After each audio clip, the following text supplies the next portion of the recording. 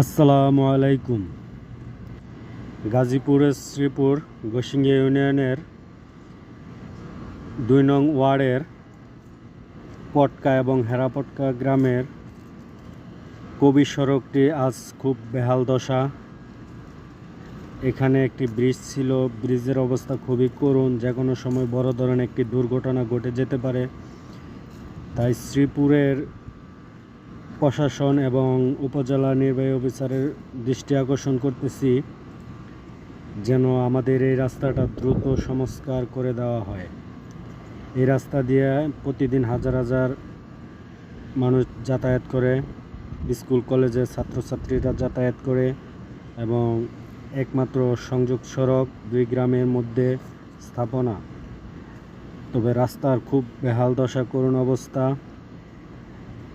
রাস্তাটা ভেঙে চুরচির হয়ে গেছে। তবে সবার দৃষ্টি আকর্ষণ করছি এই রাস্তাটা যেন দ্রুত প্রশাসন দেখে এবং করে দেয়। ধন্যবাদ সবাইকে।